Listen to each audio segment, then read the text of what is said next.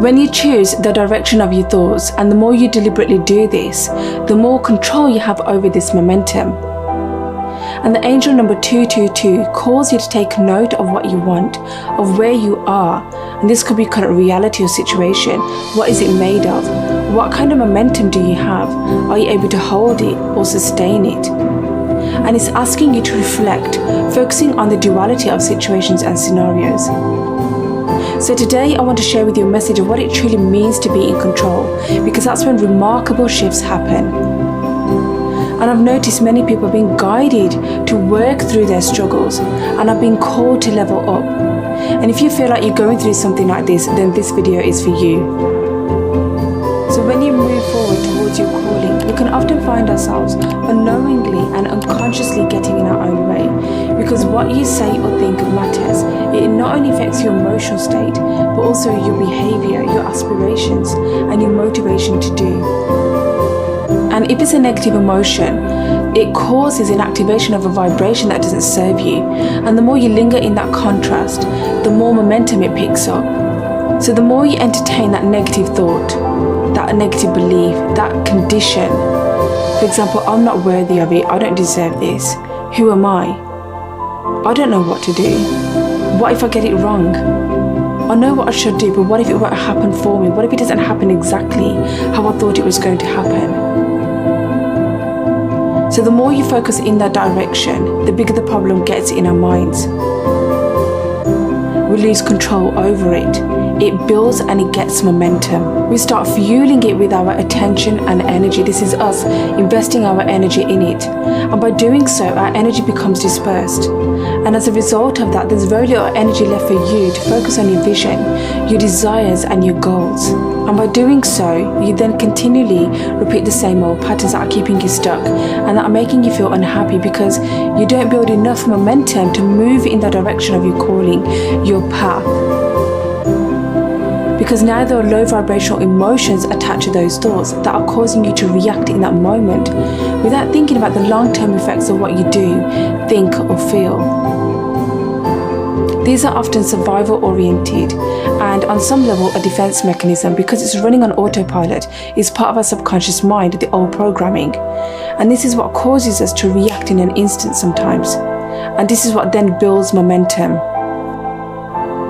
By pausing, by taking a moment, and by bringing your awareness into the now, you take control of the situation. You see it for what it really is, where it's from, what caused the trigger.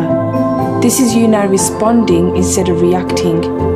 Responding requires you to move more slowly. You choose how to respond. You decipher the situation. You deliberately choose to see it from a different perspective. This is how you get ahead of the not so good and negative momentum. You take control of the now. And this not only affects your later, your tomorrow, but also the day after, because you're now in control of the direction of your thoughts. And when you slow it down enough, you hear the solution. You receive guidance. You slow down the resistance, because slowing down is medicine. 222 is powerful, and here is asking you to reflect and focus on the duality of a situation. And so I'm going to give you an example of Abraham Hicks, who I'm sure you're familiar with. It's an example of where Jerry Hicks explains where he's sitting next to a fire, and every now and then a spark will fly off and fall onto his jumper. But he would just flick it away as if nothing had happened, because he would get rid of it straight away. But if he left it there, it will build enough momentum to burn a hole through the jumper, to leave a permanent scar, and then it will require a lot of effort to then get rid of it. So if you apply that to ourselves, our emotions, our thoughts and actions can create gaps in our energy field or burn holes in our jumper, for example, because we're not consciously aware of those sparks, the negativity, those self-limiting beliefs, that negative internal dialogue, because we unconsciously let it affect us, our reality and the way we show up. We forget that we have the power to direct our thoughts and our emotions, but sometimes it's easier to give in and resort back to old patterns. But this is what then keeps you stuck, feeling unhappy in a life that's no longer fulfilling, because we've now created holes all over. We react instead of responding, we lose focus, and our energy starts to leak. Since where energy flows, attention goes. And if our energy is flowing away from us, this leaves very little energy for our inner world of thoughts and feelings to build enough momentum to create and attract something new into our lives. So here, 222 is asking you to note what you want, what's your vision. Because when you know that, you know what you don't want. And then to identify and become aware of where you are. What is your current reality made up of? The type of thoughts, habits, the people around you, or the people that you meet on a regular basis. Are they like energy vampires? Do they demand or expect you to be in a certain way around them? Or have you noticed how you change around people, around certain people? Become aware of that. Is it good or bad? Does it serve you? What does it do to your vibration, to your frequency, to your mood? What does that do to your energy? Have you got healthy boundaries in place? Or are you constantly consuming negativity via social media or the news? Do you easily get distracted? Is this keeping you stuck from moving forward towards your vision? This is how your thoughts create your reality. This is how you build something, how you give something momentum. And as you move through your struggles, letting go and releasing of old energies, it's important to remember that you get to choose which direction you wish to point your thoughts and your energy. Now, this doesn't mean that you ignore whatever comes up or shut it away, because you have to move through it, feel it to heal it, and you need to learn to trust the process. And more importantly, learn the lessons that came with that experience.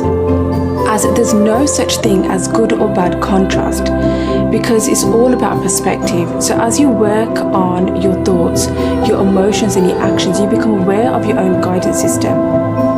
And this is why the angel number 222 is really important here, because it's urging you, it's sending you a sign to take note of where you are, of what your reality is made up of, because all these things that's going on inside here, this is what's governing your reality. And this is what's then preventing you and stopping you from moving forward towards your calling. So it comes down to, what are you doing before a manifestation occurs, and what are you doing after it occurs. And here I'm talking about manifestation in the literal sense, because everything around you is a manifestation of your attention and energy. Everything is made up of vibration, because you are a vibrational being having and living a human experience. Your consciousness is a vibration. When you focus on a situation or a condition or a negative thought or a situation, and you give your attention to it, you alter your vibration. And with that, you choose the direction of your focus and you create your current reality, because everything is vibration. So when you find yourself here again, you recognize the value of being here in that negative, dissatisfying emotion, because life isn't linear. It's like the infinity symbol. There will always be ups and downs. But it's about you bringing your awareness and your focus on raising your vibrational frequency up to neutrality, up to acceptance. You then trust the process, and more importantly, you trust yourself enough to find ways and solutions to work out your current situation. And that is why you are shown the angel number 222, because it's asking you to find the courage within to let go and surrender, to let go of attachment, the outcome, that emotional energetical bond. By raising your conscious awareness and staying there long enough to find the solution, and then to feel appreciation, to reach for appreciation. So when you find something that you appreciate, you savor it and you hold on to that moment to then build enough momentum to then take back control of your reality. And I want to remind you that emotion is energy in motion, and elevated emotions carry higher vibrational frequency signals.